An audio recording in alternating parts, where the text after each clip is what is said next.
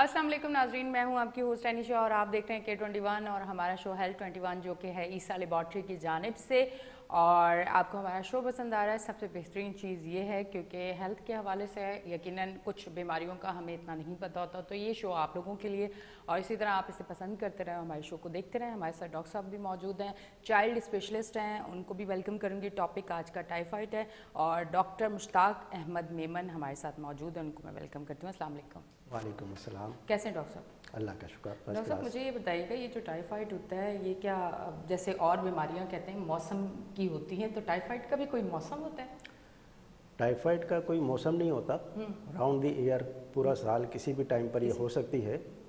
और इसमें जो ज़्यादा करके जो वजूहात हैं वो ये हैं कि इसमें गंदा पानी आना, ओवर क्राउडिंग होना घरों के अंदर, या गंदी चीज़ें खा लेना, आइसक्रीम्स खा लेना बाहर की।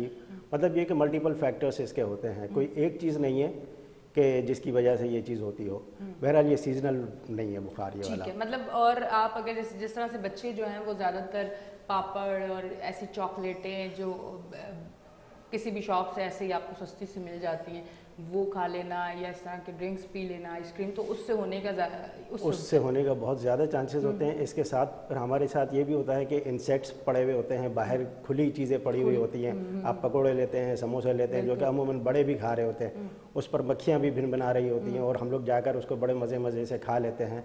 तो ये भी एक कॉज है इसका जिसकी वजह से हो जाता है। ख़ास तौर से जो प्रिवेंशन इसकी हो सकती है वो तो ये है कि आप जो है पानी, हम लोग जो कंटामिनेटेड पानी पीते हैं उसकी वजह से बहुत ज़्यादा होता है। तो घरों के अंदर जो हमें पानी गवर्नमेंट की तरफ से तो जिस तरीके से भी आता है, जैसा भी आता है, लेकिन हमें खुद से जो है ना अगर थोड़ा सा ये ख्याल कर लें कि हम उसको बॉयल करके पिएं, तो कम से कम 50% तक हमारी जो है बचत हो सकती है इसमें कि टाइफाइड ना हो। ठीक है डॉक्टर साहब, मुझे ये बताइएगा कि अमूमन मैंने देखा है किसी को भी अगर बुखार हुआ है, मलेरिया हुआ है, तो उसके बाद वो टाइफाइड की तरफ जाता है।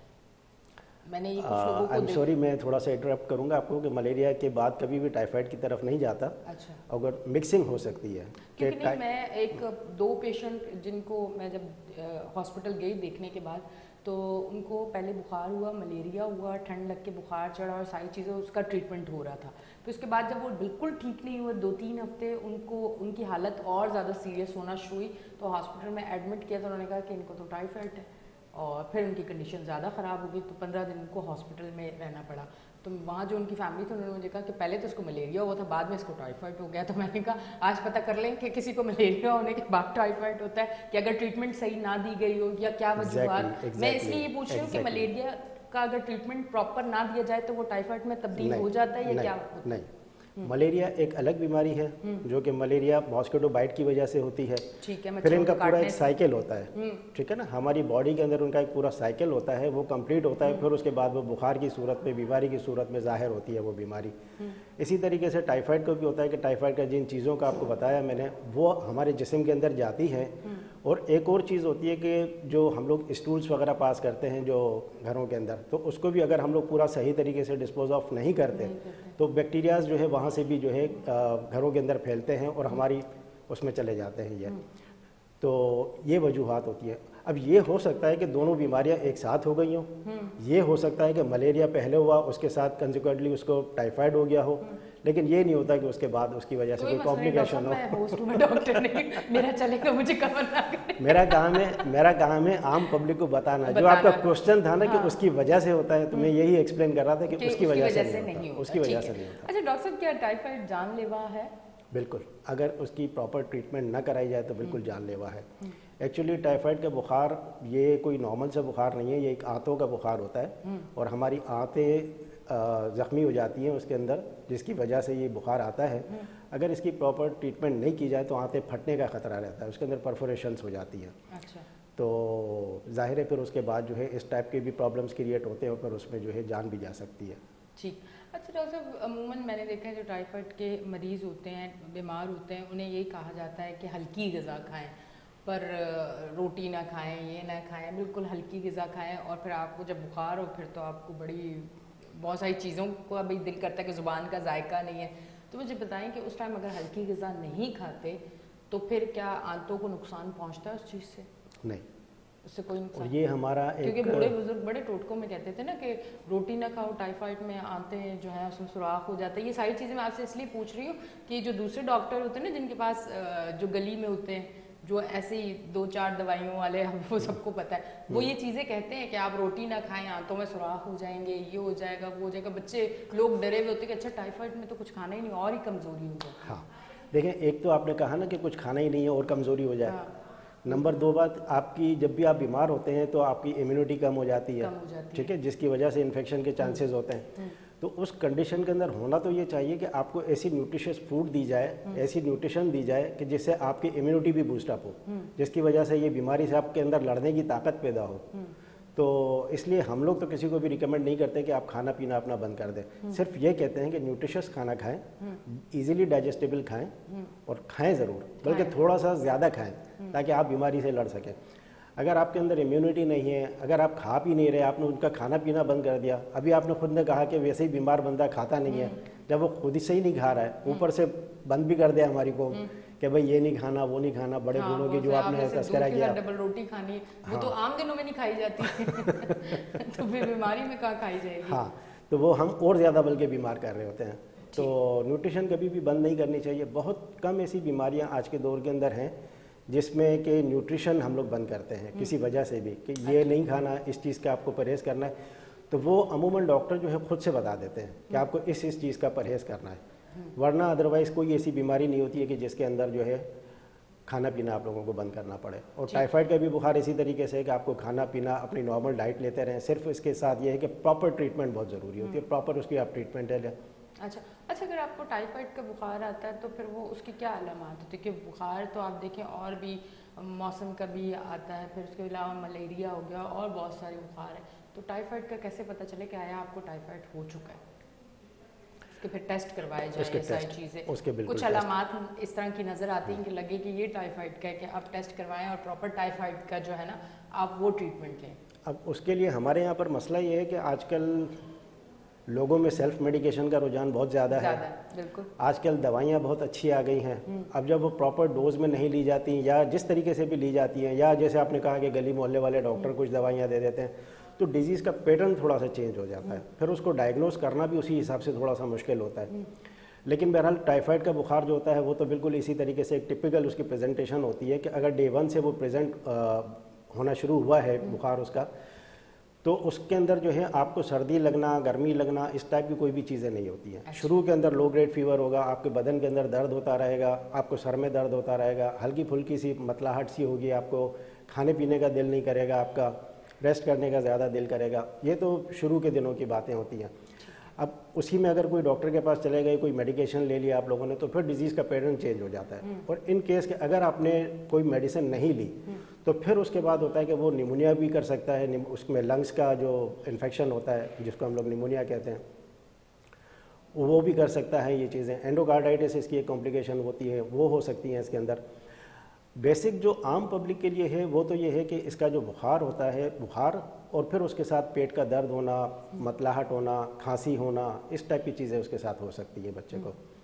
मैं चूँकि बच्चों का हूँ तो इस वजह से बच्चों तो इस वजह से बच्चों का थोड़ा सा ज़्यादा देखता हूँ, तो मेरे मुंह से बच्चों का भी ज़्यादा निकल आता है। नहीं, बड़ों को भी ऐसे ही दर्द होता है, मुझे हुआ था पेट में बड़ा दर्द होता था। एग्जैक्टली, पैटर्न बिल्कुल सेम है। मेरे तो 6 महीने, क्योंकि मेरा टाइफाइड बहुत ज़्यादा, वो कुछ डॉक्टर के पास गई, उसने ट्रीटमेंट कुछ और दे दिया, फिर उसके बाद पता चला टाइफाइड जो है वो बिगड़ चुका है और काफ़ी हद तक मेरी हालत ख़राब हो गई। फिर मुझे हर रोज़ ड्रिप लग रही थी और बहुत ज़्यादा मतलब ख़तरनाक। मुझे उस दिन समझ आई कि नहीं, टाइफाइड जब हुआ आपने प्रॉपर ट्रीटमेंट करवाना है। एग्जैक्टली, बिल्कुल इसी तरीके से। अदरवाइज़ मैंने आपको बताया कि उसकी जो कॉम्प्लिकेशंस होती हैं कि इंटेस्टाइनल परफोरेशन के, आपकी आंतों के अंदर सुराख हो जाते हैं, आंतें फट जाती हैं, तो उसके बाद इंसान फिर जिंदा नहीं रह सकता, फिर आप सर्वाइव नहीं कर सकते। फिर यह है कि ऑपरेशन वगैरह अगर अच्छे हॉस्पिटल की सेटअप के अंदर आप चले जाते हैं, सर्जरीज हो जाती हैं, देन यू कैन सर्वाइव। लेकिन यह है कि बहुत ही कॉम्प्लिकेटेड फिर उसके बाद प्रॉब्लम हो जाती है वो सारी की सारी आपके साथ। लेकिन इसका अच्छा तरीका यही होता है कि फर्स्ट डे पर आप अच्छे डॉक्टर के पास चले जाएं, ज़रूरी नहीं होता कि पहले दिन ही वो आपको ये कह देगा कि टाइफाइड वायरल भी हो सकता है, दूसरी भी चीज़ें हो सकती है, मलेरिया जैसे पहले आपने कहा था,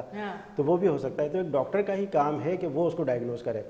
आजकल हमारे यहाँ पर जो हम लोग देखते हैं कि एक प्रॉब्लम ये होता है कि डे 1 का बुखार है, तो माशाल्लाह आज की लड़कियाँ बहुत पढ़ी लिखी भी हैं, उन्होंने डे 1 से जो है पेनाडोल पिलानी शुरू कर दी कि भाई 5 दिन तो बुखार रहेगा, 7 दिन तो बुखार रहेगा, वायरल है वायरल है वायरल है, उतर गया तो ठीक है, नहीं उतरा तो फिर उसके बाद हम डॉक्टर के पास जाएँ। फिर सेकेंड वीक के बाद से फिर कॉम्प्लिकेशंस भी स्टार्ट हो जाती हैं। अब हमारी बात अधूरी रह गई थी कि उसके अंदर के बुखार का पैटर्न इसके अंदर क्या होता है कि एक तो बुखार आ गया, दूसरी चीज़ें मैंने बता दी उसके साथ।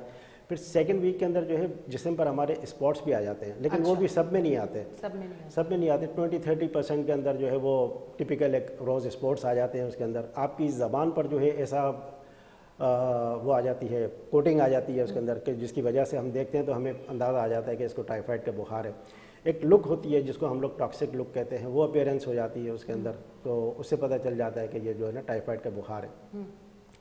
मैं यहाँ पर एक और चीज़ ख़ास तौर से बहुत ज़्यादा मेंशन करना चाहूँगा कि ये सेल्फ मेडिकेशन की वजह से या गली मोहल्ले के डॉक्टरों की वजह से ये प्रॉब्लम आती है कि दवाइयाँ प्रॉपर नहीं ली जाती हैं, डोजेज पूरा नहीं होता, या आप सेल्फ मेडिकेशन कर रहे हैं तो कितने दिन दवाई लेनी है वो पूरा नहीं होता, जिसकी वजह से दवाइयों में रेजिस्टेंस बहुत ज़्यादा पैदा हो जाता है। आजकल की हमारे मुल्क में सबसे बड़ा प्रॉब्लम ये हो रहा है कि कोई भी दवा, आम दवा इस्तेमाल करने से असर नहीं करती, जिसकी वजह से हमें उसका ख़ास दवाइयों पर फिर जाना पड़ता है, फिर हमें इंजेक्शन्स पर जाना पड़ता है। तो इसलिए हमारी गुजारिश होगी आम पब्लिक के साथ कि अपनी इस चीज़ में बहुत ज़्यादा एहतियात किया करें दवाइयाँ लेने में, ख़ास तौर से जो एंटीबायोटिक्स होती हैं वो खुद से ना ही इस्तेमाल करें आप लोग। नहीं, अब तो मैंने माएँ ऐसे देखी है कि अगर एक बार ले गई बच्चे को अपने मोशन के लिए या बुखार के लिए, तो अब डॉक्टर ने एंटीबायोटिक लिख दी, उसने वो अपने पास स्लिप रख दी, अब अगली बार वही वाली कंडीशन हुई तो वही दवाइयाँ मंगवा के दे दी। अब हर बार तो वो चीज़ नहीं हो सकती, दूसरी बार हो सकता है कि कुछ और डॉक्टर इसलिए थोड़ी हैं कि वो एक बार आपको लिख दें, आपने सारी उम्र वही चलाना है, आपको डॉक्टर के पास लाजमी जाना है। ये तो एक तरीका हो गया। हाँ। एक दूसरा ये होता है कि आपके घर के बराबर में जो घर है ना, आपने वो प्रिस्क्रिप्शन वहाँ भी सप्लाई करनी होती है कि मैंने, मेरा बच्चा बीमार हुआ था तो मैंने ये वाली दवाई, हाँ मेरे डॉक्टर ने मुझे ये वाली दवाई दी थी तो तुम भी अपने बच्चे को ये वाली दवाई पिला दो। और फिर उसके बाद जो है अड़ोस पड़ोस मोहल्ला भाई बहन ये सारी जगह पर सप्लाई चलती रहती है इस तरीके से, तो ये बड़ी मुश्किल होती है। एंटीबायोटिक दवाई अगर आप किसी बच्चे को दे रहे हो, डॉक्टर देता है, फिर वो उसकी क्वांटिटी, बच्चे की एज देख के कितने टाइम देना है, सारी चीज़ें तो डॉक्टर आपको बताता है ना। आप डॉक्टर थोड़ी, आपके बच्चा अगर 1 साल का और सामने वाले का 2 साल का या सामने वाले के 3 महीने की बच्ची है तो वो तो डॉक्टर बताएगा ना। एग्जैक्टली। और डोजेज देखा जाता है, फिर डिजीज़ की इंटेंसिटी देखी जाती है, तो इस तरीके से डोजेज जो है उसका एडजस्ट किया जाता है। अब हम टाइफाइड की बात कर रहे हैं तो टाइफाइड का भी जो है मियादी बुखार है और इसके साथ साथ जो है इसका टाइम पीरियड होता है, 10 से 14 दिन का जो है ट्रीटमेंट इसमें लेनी होती है। अब आपके बच्चे का बुखार अगर 3-4 दिन में ठीक हो गया, आपने दवा बंद कर दी तो वो दोबारा रिलैप्स करेगा, वो दोबारा आ जाएगा। फिर उसके बाद मैंने देखा टाइफाइड में इंजेक्शन भी लगाते हैं। वही मैंने बताया आपको कि अगर उसकी फर्स्ट लाइन ट्रीटमेंट अच्छे तरीके से ना की जाए तो फिर मजबूरन हमें जो है इंजेक्शन पे जाना पड़ता है। और एक और बात मैंने आपको बताई कि हम खुद से जो दवाइयाँ इस्तेमाल करना शुरू कर देते हैं या गली मोहल्ले के डॉक्टरों की वजह से जो प्रॉब्लम्स क्रिएट होती हैं ये वाली कि वो सही दवा, प्रॉपर दवा नहीं दे रहे होते, तो फिर उसके बाद हमें इंजेक्शन्स पर जाना पड़ता है। और आज के दौर के अंदर ये होता है कि दवाई जितनी भी दी जाती हैं, इतना हमारे यहाँ पर टाइफाइड का बुखार इस वजह से ख़राब हो चुका है कि कोई दवा असर नहीं करती उस पर। हम लोग उसको XDR कहते हैं, टाइफाइड रेजिस्टेंट, कि जिसके अंदर कोई भी ड्रग उसके अंदर जो है वो असर नहीं कर रही होती है, फिर मजबूरन हमें इंजेक्शन्स पर जाना पड़ता है उसमें। क्या वजूहत है, क्यों नहीं असर कर रही होती? वही मैंने बताया ना। अब फर्ज करें कि एक दवा आपको प्रॉपर इतने टाइम तक लेनी है और इतने डोजेज में लेनी है, आप कम ले रही हैं, आप कम ले रही हैं तो जाहिर है वो असर नहीं करेगी और आपका मर्ज बिगड़ता चला जाएगा। अब वो जब बिगड़ता हुआ जाएगा तो फिर उसके बाद वो ट्रीटमेंट अलग देने पड़ेंगे आपको, या अब फिर आप उस ट्रीटमेंट में चले जाते हैं। एग्जैक्टली, ठीक है। अच्छा डॉक्टर साहब, मुझे ये बताइएगा, अब जिन बच्चों को भी टाइफाइड, अब बच्चों पे ही आ जाते हैं, टाइफाइड बड़ा हो गया बच्चे, मैं बच्चों की बात करती हूँ, जिन बच्चों को टाइफाइड होता है, अब अगर उनका कुछ दिनों के लिए, आपने जैसे कहा कि आपने एक कोर्स दिया कि इतने दिन आपने ये मेडिसिन देनी है, 2-3 दिन बाद हमारा बच्चा बिल्कुल ठीक हो जाता है और हमने वो मेडिसिन रोक दी है तो वो दोबारा आ जाता है, तो दोबारा वो उसी पावर के साथ आता है या उससे ज़्यादा पावर के साथ आता है? खतरनाक, मतलब ज़्यादा खतरनाक होकर आता है कि फिर आपको ट्रीटमेंट सारी चीज़ें बढ़ानी पड़ती है। मेरा कहने का मकसद है कि आप, हो सकता है वो ज़्यादा सीवियरिटी के साथ है, लेकिन उसके अंदर एक चीज़ होती है कि इम्यून पावर उसका कैसा है, उसने कितनी मेडिसिन ली हुई है, कौन सी मेडिकेशन ली हुई है उसने, ठीक है। तो उन चीज़ों से काफ़ी फ़र्क पड़ जाता है। ठीक है डॉक्टर साहब, बहुत बहुत शुक्रिया तशरीफ़ लाए, थैंक यू। नाजरीन, आप देख रहे थे हमारा शो हेल्थ 21 जो कि ईसा लेबॉर्ट्री की जानिब से। यकीनन आज का शो भी आपको पसंद आया होगा। अपनी होस्ट एनिशा को दें इजाज़त, फिर मिलेंगे, अल्लाह हाफ़िज़।